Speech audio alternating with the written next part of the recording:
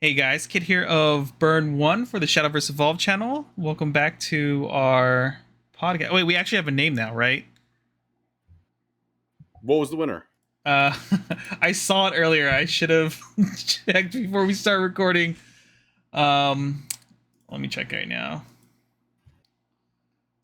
We came prepared. Yeah, very prepared as always. It was on our last one, right? Okay. The highest voted one. Let me double check. Okay, yeah, the highest voted one was on Evolve. On Evolve? Yeah. You good with that, Dean? Or should we veto it? I feel like that's fine. What Oh were the other shoot. ones? You disappeared on my screen, Dean. The second highest one. Wait, is your camera off? It keeps cutting in and My out. camera is on. I Okay. see my own feed. Okay, it must be a me problem then. Oh, there it goes. Could also be my internet problem. Okay. That one is me.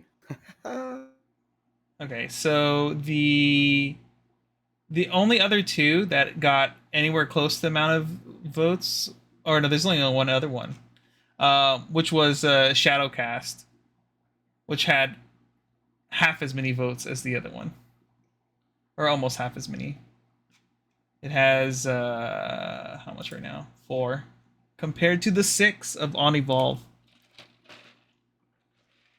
Shadowcast does sound pretty cool, though. It does. I feel like we're screwing out the people though that did vote. If we change it.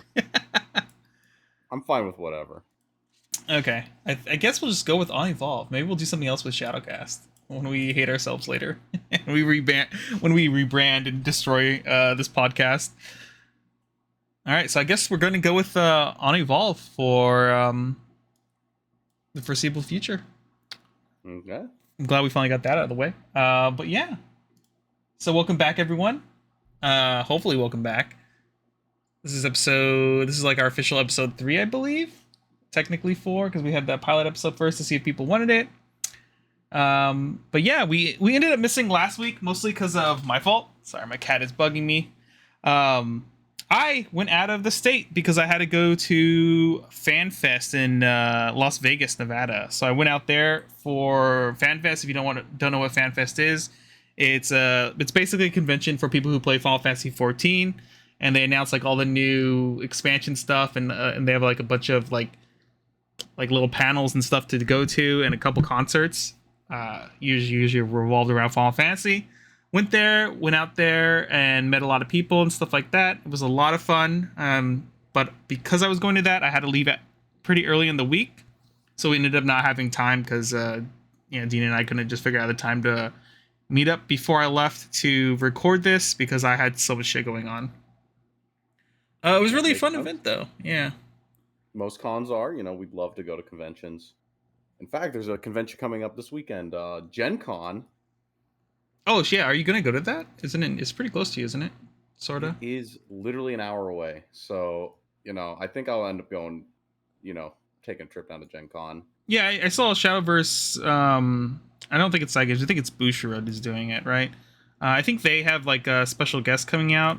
One of the game designers for Shadowverse Evolve, and is also More than I do. Yeah, he's also if I remember correctly, he is a Hall of Fame player in Magic the Gathering. Hold on, I'm pretty sure it's on there. Oh, you know about... So, regrettably, I only know about the Neopets. You're like, I only know what really matters here, and that is the Neopets. The Upper Deck Battle Dome game. But I mean, yeah, definitely Shadowverse is going to have the booth. I guess, is this like the KMR guy? Is he actually here? I found it. It's Shota Yasoka. Okay. I believe that's how I pronounce it, the name. He is going to be there. He's doing signings, and I don't know if you get to play against him or not. I think it's just he's the lead card designer of Shadowverse Evolve. I'll be on the Oh, booth that's pretty two cool. two of the days, and he's a MTG Hall of Famer. And to get into the Hall of Fame in MTGs, you have to win a lot and prove that you're like worth to be there. So yeah, it's pretty exciting. I'm sure a lot of people are going to be excited to meet him. Oh, it says it's a battle session. Oh, and you can play against him if you get lucky. I guess they're going to pick some people to play against them. So that's kind of cool. Let's see. Oh, actually, here, I think I can bring up the... I'll try to bring much honor to the channel. By not getting hacked. Here, I have it on screen now for those who want to see, I guess. But yeah, here it is. So I'm pretty sure it's going to be there. It's not under side games. Shota will be there, beating up on everyone, I assume, and I guess maybe taking questions or something like that. I'm not sure if they're going to do any like interview or something there, but that would be pretty cool. So yeah, you better go do that, Dean. I will definitely go check it out. On the plan now.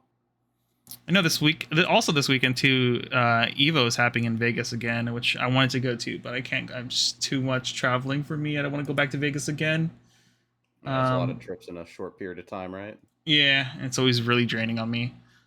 But yeah, hopefully the people going out to Gen Con and Evo have a lot of fun this weekend.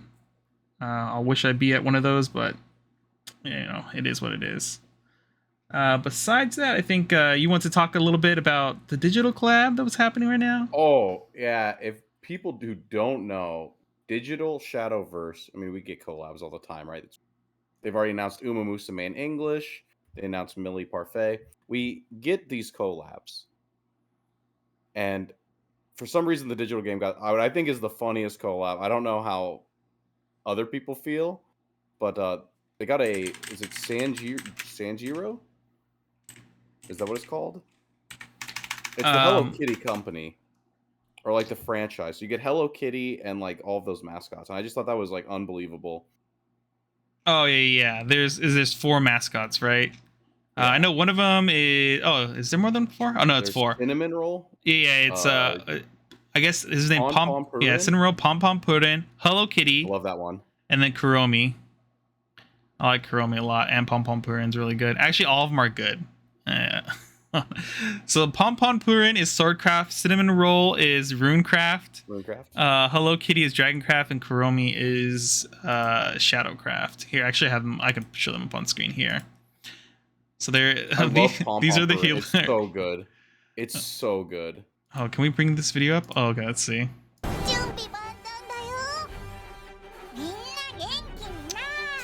So this is a reason to play digital right now.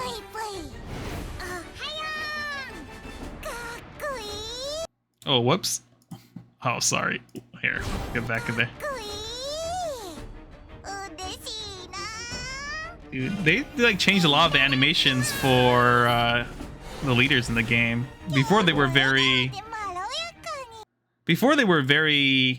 they didn't move a lot, right? I feel like they've upped it a lot. Upping that quality. All right, I gotta at least see Kuromi.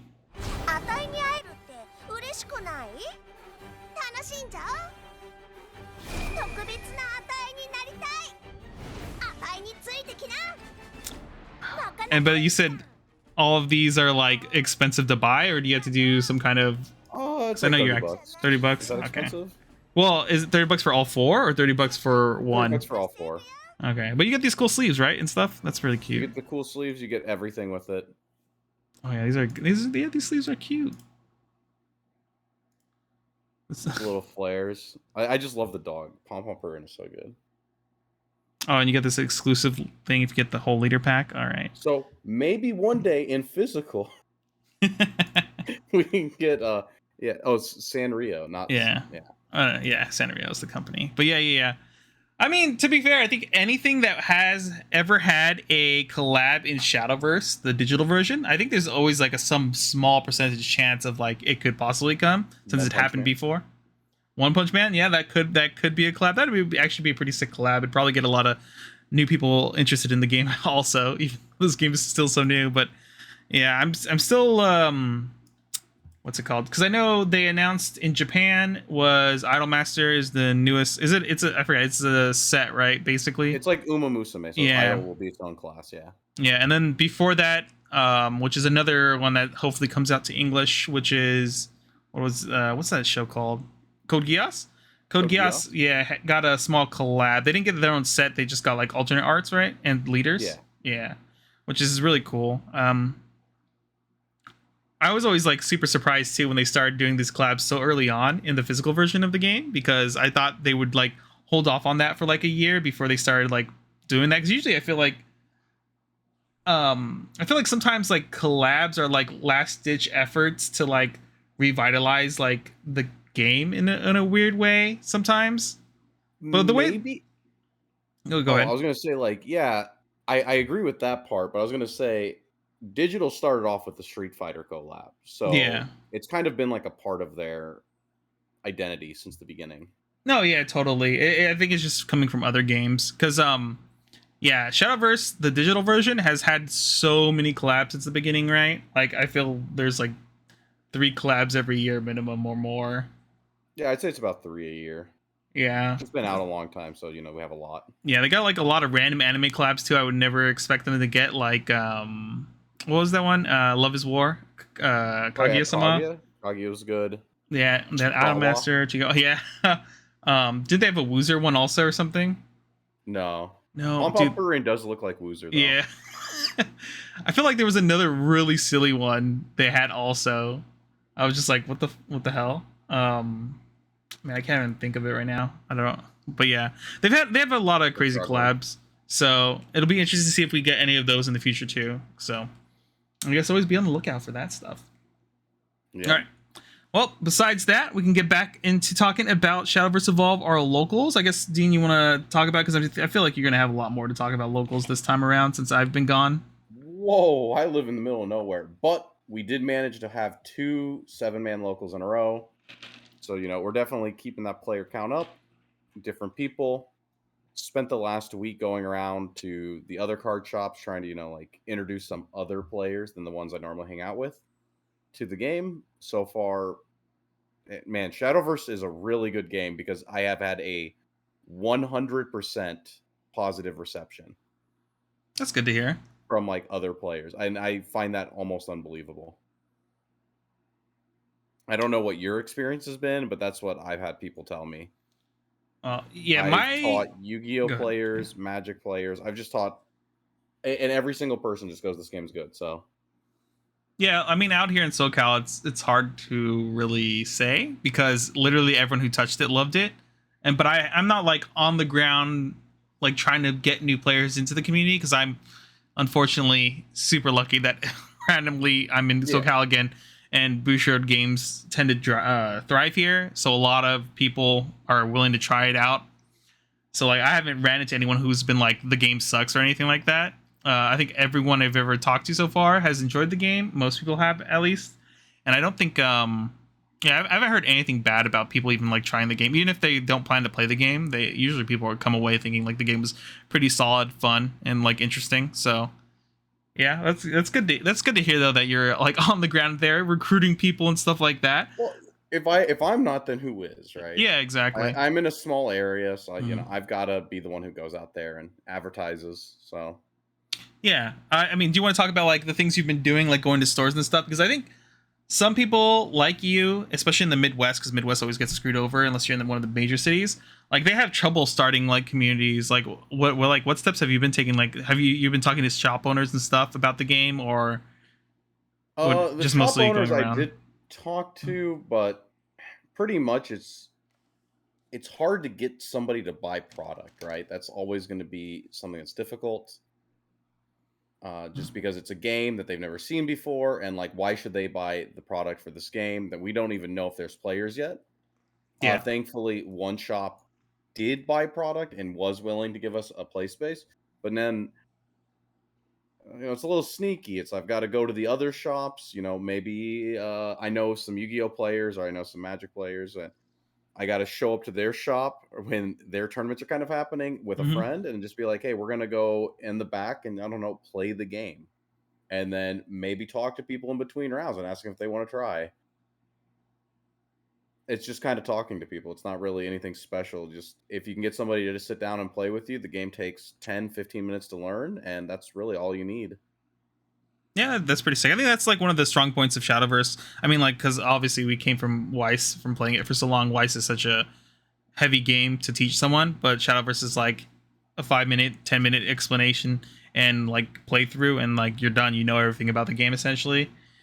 So you can get like a really good solid foundation of like what the game is going to be like, which is really cool. So what you've been like mostly going out with a friend or two, and then like playing, and then trying to get people interested that way, just kind of lining it up, running into when they plan to have their Yu-Gi-Oh events and stuff like that.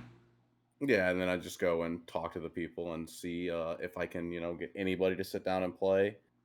I taught 6 people on Sunday, so that was pretty cool. Now, what the actual conversion is going to be, that's going to be the harder part, but I'm hopeful.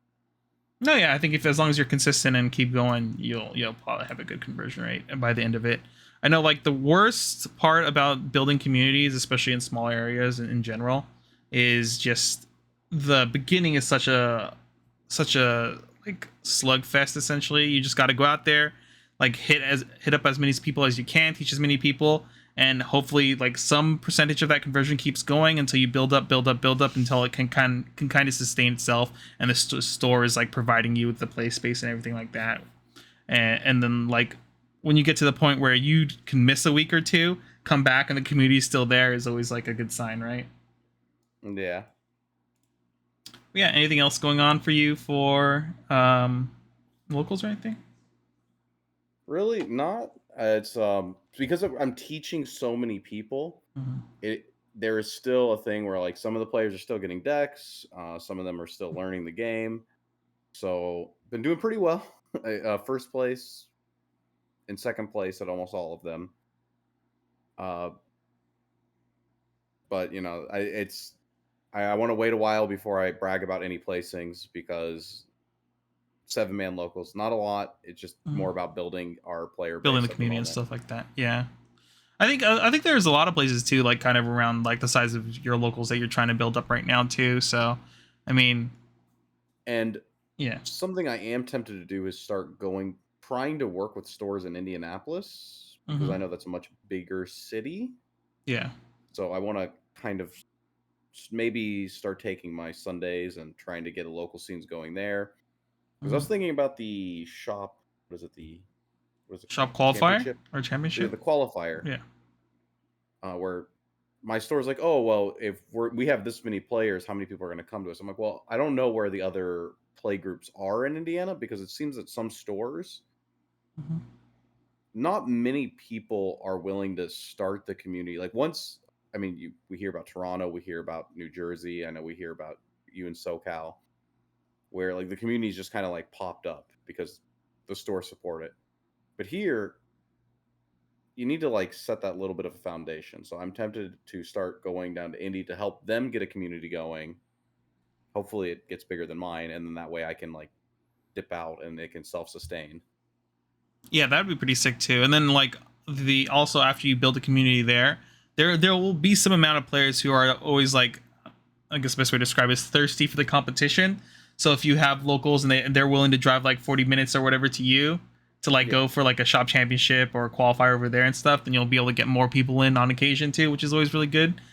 Since I know you do live a little bit further out from Indianapolis, but yeah, About definitely, yeah, it's not horrible for sure. I've driven way longer for going to horrible locals before, but yeah, I mean, just getting a solid community in the bigger city too, close enough by that you can occasionally visit and hopefully build up and then let it sustain itself is going to be like really good for, I guess, one, the game itself, and then also for you, because I'm sure, like I said, some people will be thirsty to win and grind the game out, so they'll make it out the 40-minute drive with a group of friends to come hang out and play it at your local area too. So yeah, so hopefully this like encourages people to, like, especially in the Midwest area, because I know how horrible it is.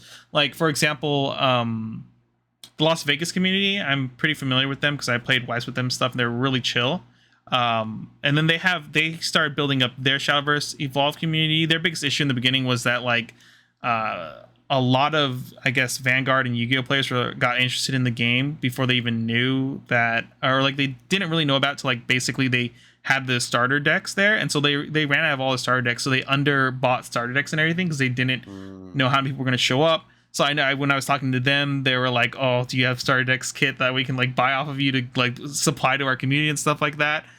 Which is always a good sign. And then I went there, played casually before their event started because it just lined up perfectly for me to go there, play for like 2 to 3 hours, then go pick up my tickets for FanFest. So I went there, met our friend Johnny over there, played a bunch. And they have like a solid, like, I think it was like, I don't know how many they had this week for their event, but it was like at least a solid 8 to like 10 players there.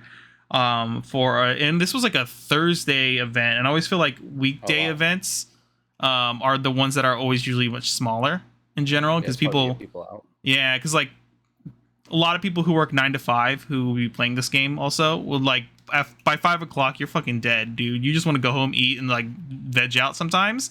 So sometimes some players just won't even come during the weekday. But they still got like a decent showing and stuff like that, which is good. And they're getting the showing too when they don't even have promos or any promo packs to give out. This is just like straight up promos yet. Yeah, this is like straight come and you get store credit and that's all you get. I know a lot of people like to join these events and stuff because they just want to get the promo packs too, right? Because they want the foil cards or whatever. So I think like if you're still pulling those numbers at least during a weekday and you don't have promos, it's like a pretty good sign. So hopefully their community keeps growing and getting bigger there, because I'm sure there's a lot of other players from other games that when they try this they'll enjoy Shadowverse a lot. And yeah, Las Vegas is a pretty big city, so a lot of room for growth. Mm-hmm. I think one of the worst parts about Vegas though, like it is a big city, so it has potential to grow decently big, but it's also kind of like in a weird way landlocked almost, because like everything outside of Vegas is just desert and nothing for hours and hours and hours. It's either you're in Vegas and that's it. Like you can't go. Yeah, like anyone traveling there for any of like their, because I do believe they have a championship qualifier or something like that in this coming month. It's scheduled out there, and so like anyone that's going there, they'll probably have to drive 3 to 4 hours to get to that one if they're coming from outside of Vegas. So that'll be pretty ridiculous if they get a lot of like out of I don't want to say out of state. Maybe some people from California will go, but I know like Reno or whatever, I think is like 2-3 hours away, which is like another place that has a couple shops that I saw when I was looking online, and that's already like 2 hours away from like another place. So we'll see how their community grows, but yeah. All right. So my local stuff. I do have a funny story. So like I didn't get to play this much this past week, like I said, because I went to FanFest in Las Vegas. But the week before, I played in a shop championship. Then I think 2 or 3 locals. The shop championship one was really fucking funny. So we had, I think it was 16, I think it was 16 or 15 players. It was a weird number because the shop championship happened on, I think it was a Monday night. And so not as many people could show up, because normally at this shop, they get like 18 plus people pretty easily during the weekends. So I think like the biggest one they've had has been like maybe 24, 25 or something, like players. I forget the biggest number they had. So this event, I showed up with mid-range swordcraft, and I did decently well. I ended up, it was a 4-round event. I won my first 2 rounds. My 3rd round, I played against my friend Kaiten, who was on D shift, and I barely lost that game, unfortunately. And then I went to my last round, and since I was 2-1 now, this round mattered a lot on whether I would make top cut, because this is really dumb, but the TO and the shop owners or whatever, they got the wrong information from someone else. I don't want to name names, because I found out who they got it from, but that person told them the wrong information on how to run the event completely, and you know, Bushiroad has not been very, I think, not very communicative with shops very well with some of these events, because like I feel like every shop I went to, they're like trying to figure out exactly how they're supposed to run the event, and they like had to look it up themselves. Like they didn't get an email or a paper that comes in their promo pack thing to explain how the event goes or something, or maybe they did and they just missed it or whatever. But the person told the TO that if there's under 16 players, then it's only cut to top 4. And then they also told them it's 2 out of 3 instead of best of 1 in the top cut, which is completely wrong. It's always cut to top 8, and it's a best of 1. So my last round, the round mattered because we assumed we were going to top 4 instead of top 8, and which was really shitty for us.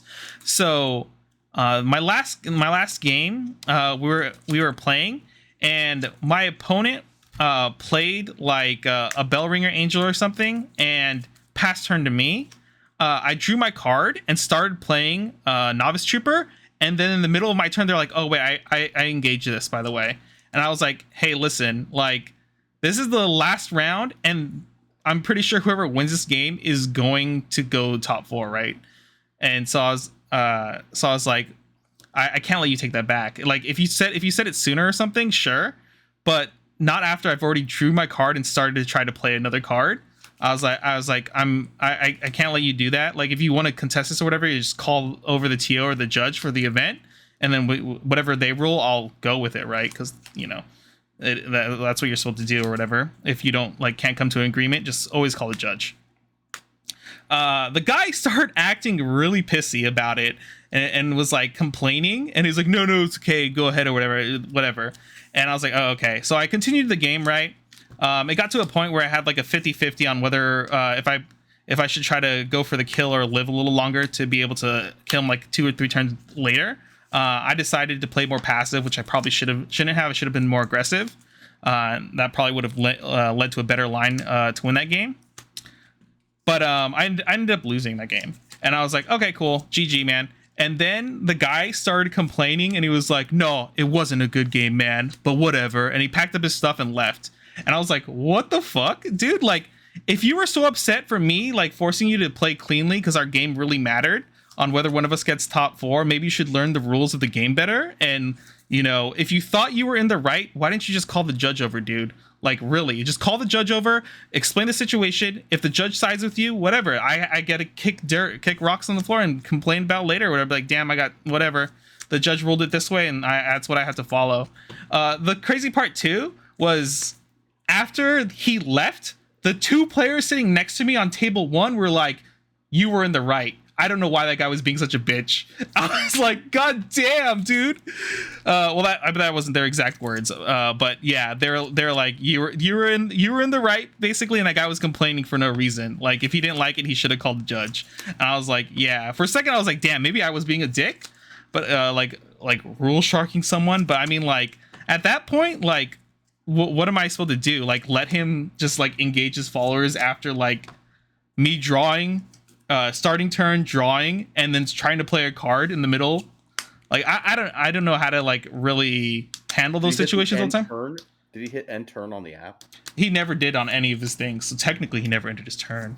I always use the app.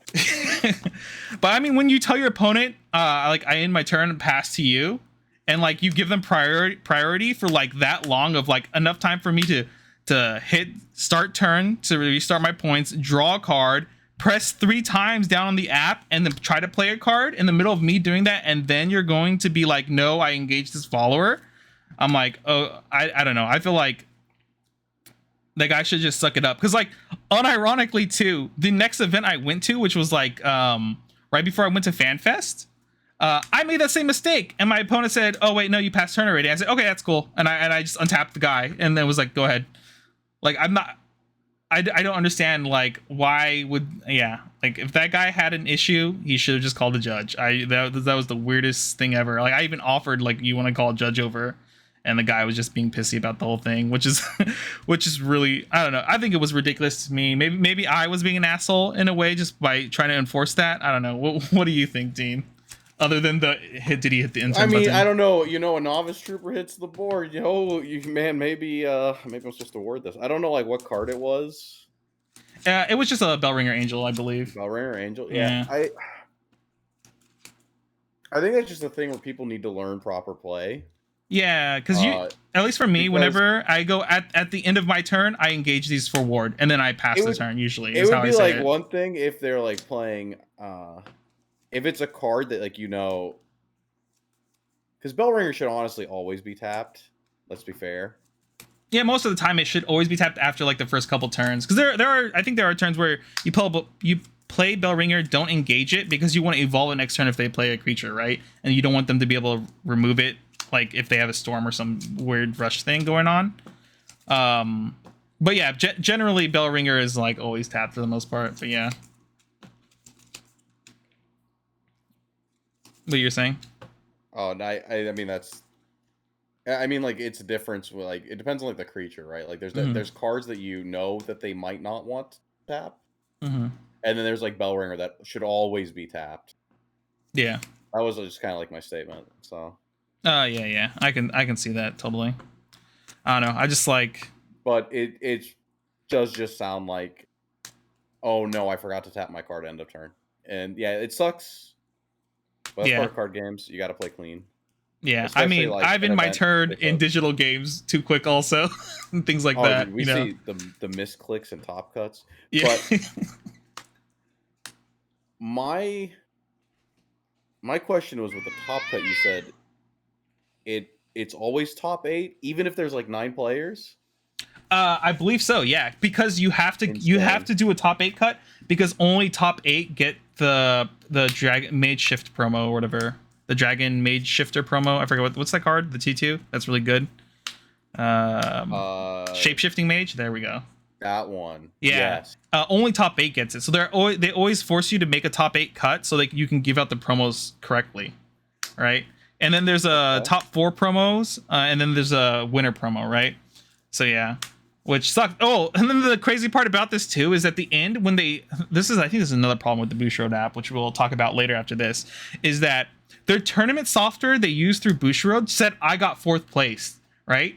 So we cut the top 8. They do a deck check because it's required by the event, and then after they did that, they had us play. 45 minutes in, we're playing our best 2 out of 3 and top 4. I do a gamble. I'm like talking to my opponent because the guy was really chill, and I was like, okay, I can make this. Once again, I'm in this position. I'm playing against Dragon and I'm playing Sword, and I have 2 plays I can make. Either I could ward up in anticipation of them like doing some crazy shit and killing me that turn and like just doing like 12 face damage immediately or something, or I could play Lucifer Evo, deal the 4, and if they don't get rid of Lucifer, they just die next turn. Even if they get rid of Lucifer next turn, I have I think I had Novice Trooper and the Tsubaki in hand for game afterwards too, right? So I was like, either I set up they're dead no matter what next turn essentially, or I just play it safe and go longer and maybe give them time to get more outs to like living, right? Unfortunately, my opponent like what's it called? Had an answer to my Lucifer and then was still able to push for game, which was unfortunate. But I made that play because it was best 2 out of 3. We're going into I straight up told him too. I was like, well, it's 2 out of 3. I might as well take this gamble now and then just play extremely clean in the next 2 games if this doesn't work out. So we go into game 2. We start game 2. We're in the middle of game 2 of our best of 3. The guy that was upset about me telling him he can't ward his guy in the middle of my turn comes back and asks, why am I in top 8 or top 4, right? And like starts interrupting our game. And my opponent's like, ignore him, just let them figure it out on the side, just focus on the game, right? I'm like, okay, yeah, whatever. And then they like start going through the software and stuff, and apparently it rechanged the pairings afterwards to put me in 5th place instead of 4th. And so I was like, well, we're already in the middle of game 2 out of our best of 3. Like, I was like, what do you guys want to do? Because this is really weird. And the TO just decided like, okay, we're just gonna remove you from top 4 and replace him with this guy because he's supposed to be there. And I was really chill with that because, like, you know, it was a mistake. The software either made a mistake or something was going on, or maybe it was human error. But I was like, okay, cool, whatever. I packed up and left because, one, I was slightly glad I wasn't in top 4 in the sense that I didn't want to play out all these best of 3s, and it was already really late on a weekday. I was like, Jesus Christ. And then, you know, I just packed up and left or whatever. And then afterwards, after the event, we found out about how the event was ran incorrectly, and for the future events, they're going to make sure they have all the correct rulings and everything like that set up for how they're supposed to run the event and stuff like that. But it was ridiculous. I heard they didn't get out till like midnight or later, which is insane for like a weekday event, in my opinion. So slightly glad I wasn't stuck at that shop until like midnight or later, but also it was kind of fucked up what happened. But you know, it is what it is, right? So sounds a little cursed. It was a bit cursed. But then the other local I did go to before I left to Vegas was a lot of fun because I took your Flaming Glass list and then edited it to like be a little bit more like aggressive and things like I wanted in the list instead of being a little bit less budgety than the list you had. I have that sleeved up, kid. I think you should have played the original list. Maybe, I don't know, but I think your list is ooh. But either way, I ended up going 3-1. I think I got second place at that next local with it. It was pretty funny because like you get hands sometimes where you just have like 2 glasses in your hand. You're like, whatever, I'll play it on 3. If they don't have an answer, then I just have Flaming Glass on 4, which is like really funny. It happened one time, and then my opponent just had no way to answer it for like ever, and they just lost because I was just like, all right, 7 face you, blow up your board. All right, 7 face you, blow up your board. Okay, good game. that was kind of pretty funny. Yeah, and then oh god, I forgot the exact matchups I had, but I was playing the mirror. I know the last match was the mirror, and it came down to my opponent. I hit my opponent to 1, and then they were able to do 12 damage to me back on their turn, and I was like, fuck. Like, there was nothing I could do. I couldn't figure out a way I could get like 1 extra damage in, and it was pretty rough. But I'm slightly more of a Flaming Glass believer now in Dragon because there are not even like cheesing it out on turn 4. I think if your opponent lets that happen, they were fated to lose that game, especially if they had a way to answer like the glass on board at end of turn or something, or even during their turn. If they let that go, that's kind of on them. But even without that, even if you do it on turn 7, like, well, when you do it when Dragon, you have like 1 or 2 turns ahead of your opponent, which makes it even rougher for them.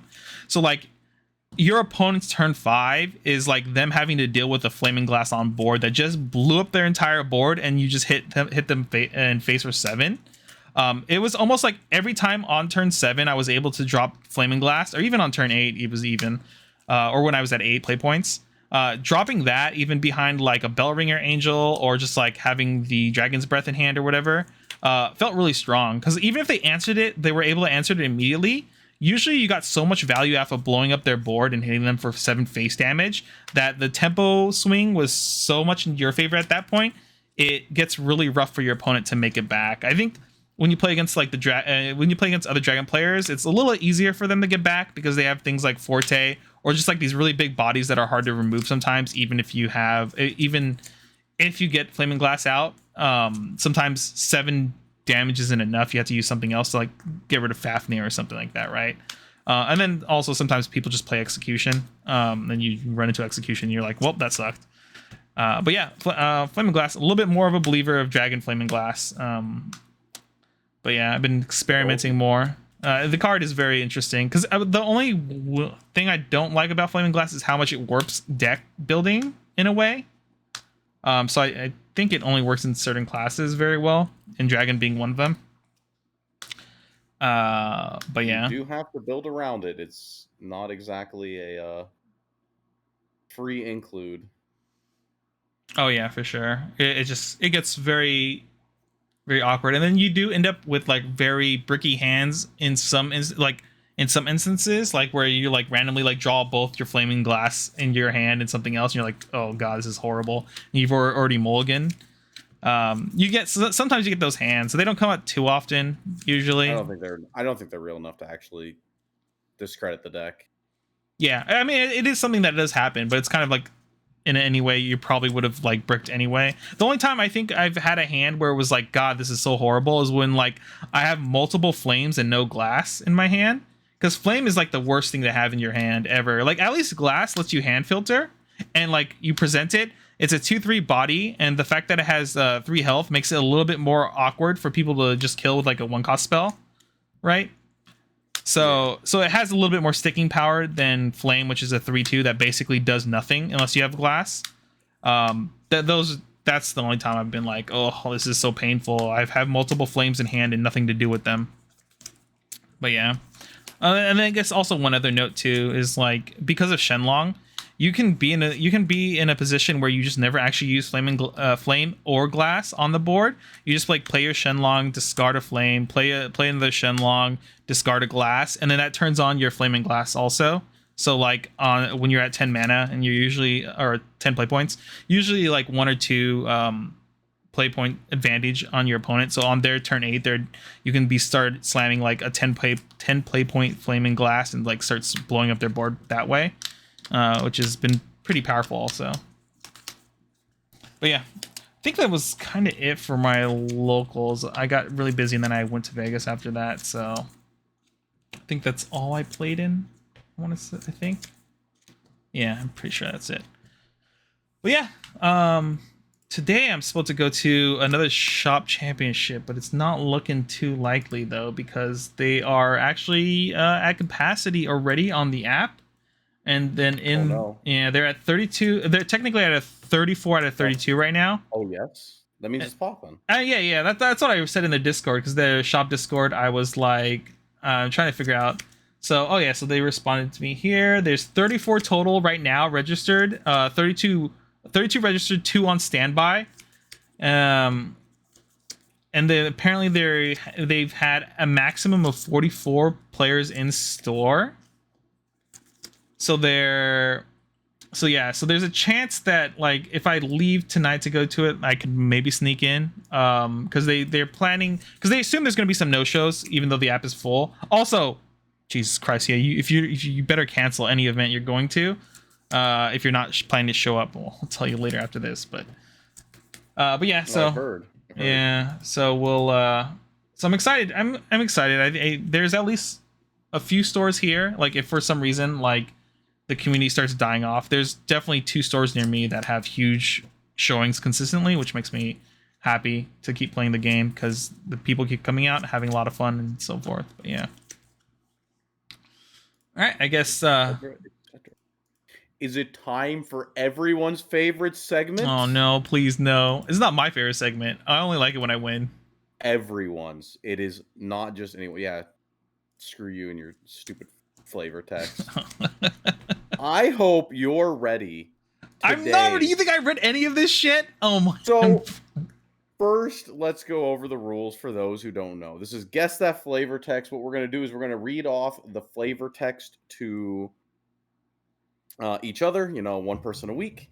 And it's his goal, Kit's this week's, to guess the flavor text of the card that I've chosen. He has a couple lifelines. He can ask me what set it's in. Really, there's only classic and basic at this point, so not a whole lot there. What craft it's in, and if it's a follower, amulet, or spell. So, with that in mind, Kit, are you ready? No, but I will do my best. Okay. King of Demons, can you hear me? You have been sealed away too long. It is time for you to rise. I offer myself to you. Feast upon me and awaken. Man, I feel like this is like some bait stuff. I feel like this is Abysscraft. It has to be Abysscraft. And it sounds like it would be a follower, but perhaps. Can you say it one more time? King of Demons, can you hear me? You have been sealed away too long. It is time for you to rise. I offer myself to you. Feast upon me and awaken. King of Demons.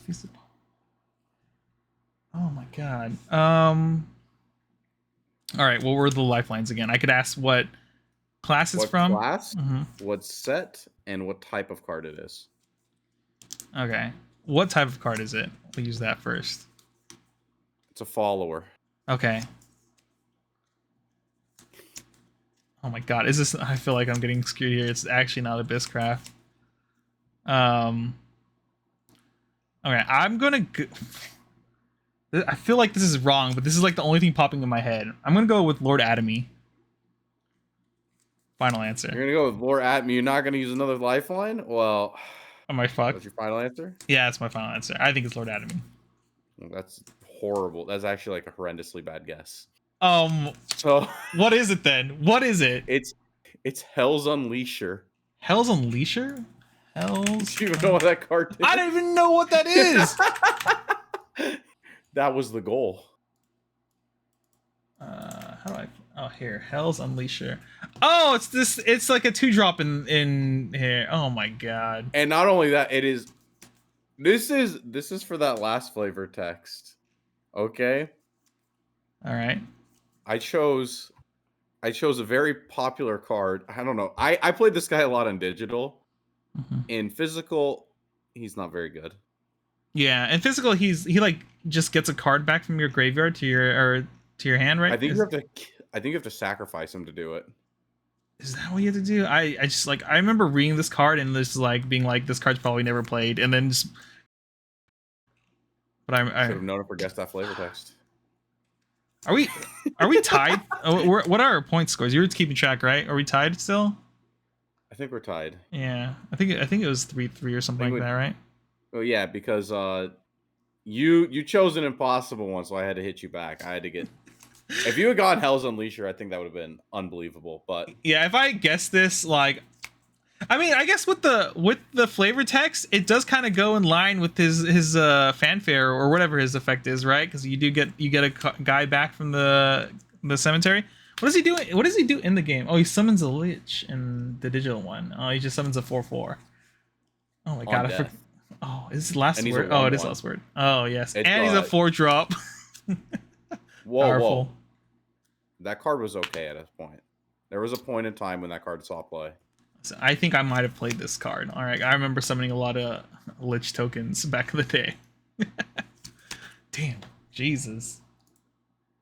All right, I'm gonna find the most impossible shit again next week. This is just turned into maliciousness. Yeah, the goal is to get Portal Craft. Yeah, the goal is by the end of this, like we just both still at 3 points each after like 10 weeks. Oh man. Okay, we can segue now into this other topic we had about the Bushi Navi app. So your favorite? I know. I mean, I don't think you've used it a lot, right, Dean? At all? I have not. Yeah, so most of the experiences from what I've been dealing with and what other people have been reporting. So the Bushi Navi app, like in theory, I guess, is a very cool and great idea. I think you would agree, right, Dean? Yeah, be able to find your store, sign up for tournaments, have the deck log in there. Yeah.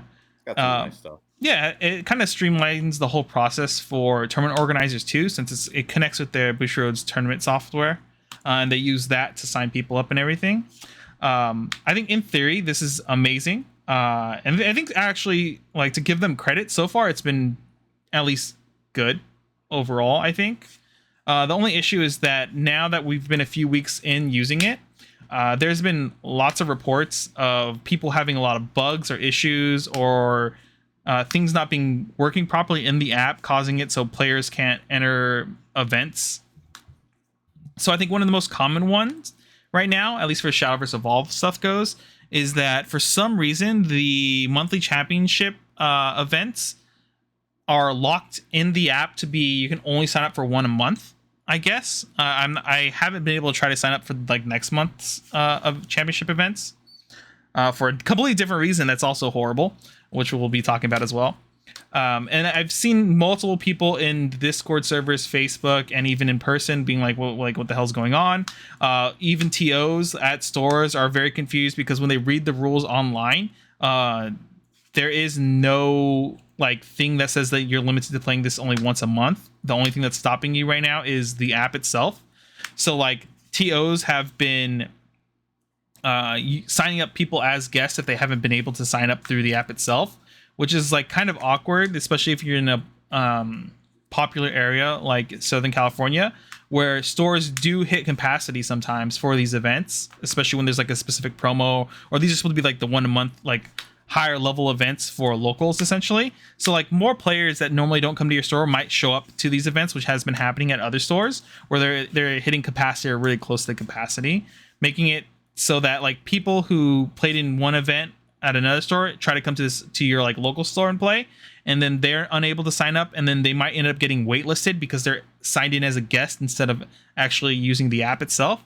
So that's been kind of awkward. It's been pretty much confirmed. I think it's been like 99.9% confirmed that that is a bug in the app itself right now. I don't know when it's going to get fixed or if they're even going to acknowledge it as an issue until it actually gets fixed. Because Bushiroad does some weird things where like there might be a problem happening. Everyone is aware of it, but they won't say anything about it or be like, hey, we hear you and we're looking into it. They'll just not say anything for like weeks on weeks on weeks until they finally like, oh, by the way, we fixed this thing this week that we didn't know was happening, even though I think a lot of people have been messaging them about it. But I've been told by like some trustworthy sources that like Bushiroad is apparently aware of it and it's supposed to be fixed soon.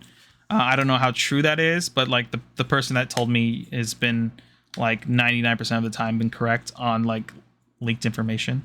But yeah, so insider yeah, I mean, yeah.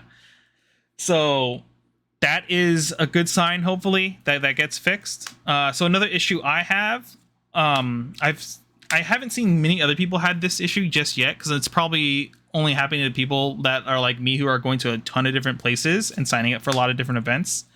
I was marked as no-show at an event that I canceled through the app.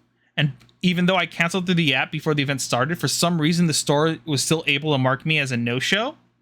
And that caused me to be locked out of the app essentially for 30 days, which is insane because now I can't sign up for events and I have to like show up at these events like day of, and hopefully there is space for me. And so far it's been overall there's been space for me every single time, but the biggest issue is like we're moving into like the qualifier season now this next month, and those events are, the assumption is those are getting filled up. And the worst part is because I'm locked out of being able to sign up, I'm not even allowed to check how many people have already pre-registered for these events to know whether it's worth my time to try to go out there and get in and see if I can get into these events.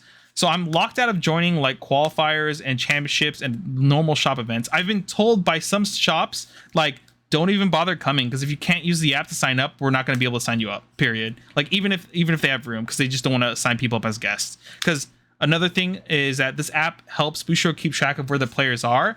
And so so Bushiroad can see how many players are showing up to these places, and they allocate how many promos are going to these stores based on the number of attendance every month, right? So they have an idea of like, if your locals is always like 5 players every week, they'll only send you like 20 promo packs, right? Or maybe 25, a little extra if some extra people show up.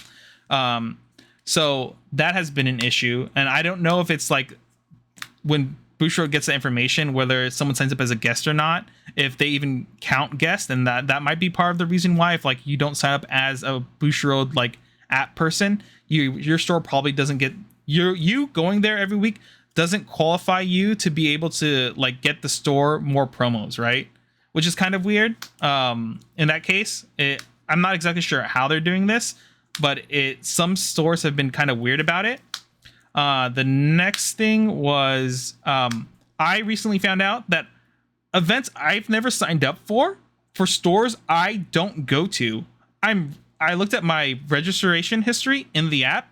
It says I've been to these stores and I played at these stores. and I've never have for like other games that I don't actively play constantly. And that's really weird and really scary, because if tournament organizers or store owners, like if they get your information once and they can like force you to sign up other events and say you showed up and like you went like 0-3 or something like that, that's really scary. I also, there's no way for me to know if someone else is also using my same Bushiroad ID unless I can catch them, because right now the assumption is that these store owners at these other places, they're like, there are stores that I like stop by like one time only to like get something and like play in one event, and I haven't gone back since. But now it's showing that I've been going there multiple times playing in these tournaments for games I don't play. And I'm like, what the fuck? Like, that's really weird. I've emailed Bushiroad twice already about this. It's been about a week since I've emailed them, and they haven't responded at all. I don't know what their what are they called? Like service department or whatever, or support team. Like, I don't know how quick they are to act or even respond. The really shitty part about it is like, you don't really ever get a response from Bushiroad. At least so far I haven't. And there's a couple other times where I reached out to support and I never got a response, which is kind of frustrating sometimes, especially when it is actually affecting my ability to actually play the card game itself and getting locked out of being able to play at stores. It's pretty rough overall, which I really hate. I'm hoping that within this week sometime they get in contact with me or email me back. Even if they email me back and say, get fucked, kid, like, okay, at least they emailed me back and told me to get fucked. Like, right now it's kind of like, yeah, any communication is better than none, because all I get back is an automated email when I submit the email to their support team saying, we have received your email, or we have received your support ticket or whatever, and we'll email you back at this email once once someone looks at it. But it's been a week and no one's responded to 2 of my emails. So, and I also added them on Twitter to the Bushiroad English account just to see if someone will respond there, because I let them know in that tweet saying like, hey, or I guess it's not a tweet anymore, whatever Elon calls it now, but yeah, on X, I let them know like, hey, the app is saying I signed up for these events at stores I don't go to. Like, what's going on? Should I report them or what? Because I have no idea what's going on there, or if that's even allowed. So I'm sure there's some wonky stuff happening in the system. I don't know if like my account and someone else's account are of like accidentally tagged as the same person or something.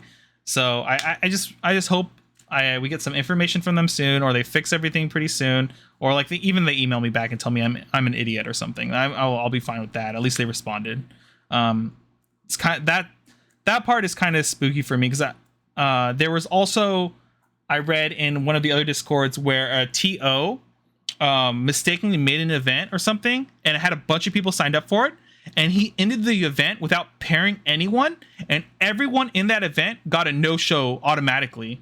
And I think it had like 18 players or something in it, somewhere around there. So there's just Insane. yeah, so like randomly a group of people got screwed over because the TO ended the event without starting the event, and anyone that pre-registered automatically got registered as a no-show, and so all those people got penalties.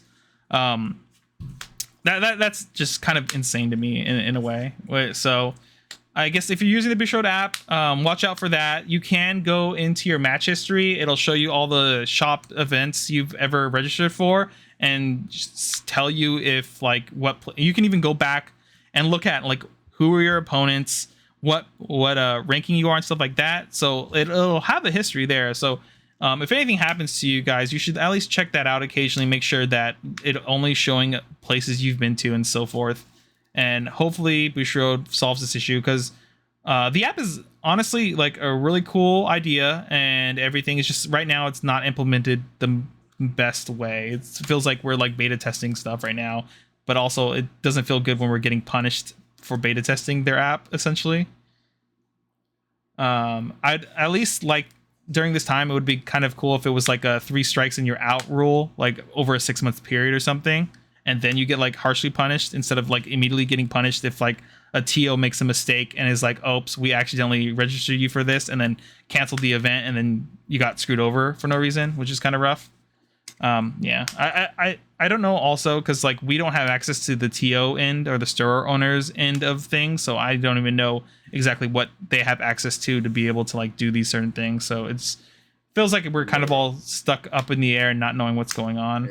I haven't seen it either, so I don't know what their interface is like. I know that my store, like I said, was confused about how to even get the monthlies going because they were labeled as monthlies, and you have to go in and put the dates in, and they thought it was like a 1 month thing. So Yeah, that was another problem too. I remember when we did our video when they first announced all that stuff too. We were confused on the naming because it's called monthlies, but it's a weekly shop thing, and so like the naming scheme and everything was not very well written out and stuff like that. So yeah. Also, for those I guess that are trying to get events set up for your store, just so you know, you need to register everything before the 15th of the month to lock in the next month. So right now it's the 31st during the recording of this of July. So if you're looking to do September events at your store and they don't currently have events right now, make sure to talk to them. Make sure the paperwork or emails and stuff go out before the 15th to Boucher Road so your store can get promos and be listed on the app so people can find your store that way too. I believe I was told the cutoff is usually the 15th of every month to set up for next month's events. All right, I think that is kind of it for everything we mainly need to talk about, right, Dean? I think we have. I believe that's it. Yep, we have one short lasting. This was suggested by I forgot who, in our last video when we were talking about like if there's any other segments people want to talk about, have us talk about on here. It was like a underrepresented card. I think I don't know how to say this, or maybe it was like undervalued card. We're going to talk about people don't believe in. Yeah, pretty much. I guess that's what it'll be. So this week we talked about it a little bit before we started recording, and we came up with this one here. We'll just switch screens here. White General is a card I think has good value. It's a decent card overall. You're paying 4 play points for 7/3 worth of stats. I mean, you have to have another follower on board to get the extra 2, but usually you're playing swords, so that's relatively easy, right? And then White General itself is essentially like a deal 5 damage, remove something off of the board with 5 damage, and then give something +2 attack. And it's also a follower, so if you have like Banner out or something, it becomes 6/4, which is like respectable. It can just like remove big bodies and stuff like that. I almost see no Swordcraft players playing this card. I think it's pretty good. I think it's even good in aggro decks because it can remove a ward while also pumping up like another storm or something else that lived cross turn. I think it's a relatively powerful card that's getting undervalued or hardly seen right now. Yeah. Anything else worth adding about White General, Dean? I mean, we also I think the reason this guy doesn't see play, if we're going to be honest, is because it eats up that 4 slot. But I think that this was better than Banner. So I know you're an avid Banner. I hate Banner. Banner sucks. Put this card in your deck instead. It's the same thing. This is Banner with 2 creatures on board. Oh man. Yeah, I'm not the biggest Banner believer also, but I do value Banner a little bit more than Dean does. I feel like I'm lying. This card's worse than Banner. I'm not gonna lie, Kid. I think this card sucks. I don't know. I think it's good. I think it's like randomly good as like a 1 or 2 of in a list, because like the immediate extra power, the immediate removal of a creature off board because this has rush, or follower that is. I think the card's good. I think not a lot of people utilize this card. I just think it's good. I don't know. I think I could see it as like a 1-of. You can gem staff for it randomly. On turn 10, your Tsubaki can hit for 9. Yeah. No, 7. Oh yeah. Not even a big number. Listen, you have Banner out also. It'll hit for 8, right, or whatever. But you're right. You have Banner plus this. Yeah. 2 unstoppable. Banners. Ooh, what? Okay, what if 3 banners plus Sage Commander? But yeah, I think this card's like worth taking a look at. If you're looking for some kind of removal that also gives you more aggression, I think this card's decent enough. Yeah. But I think that is it.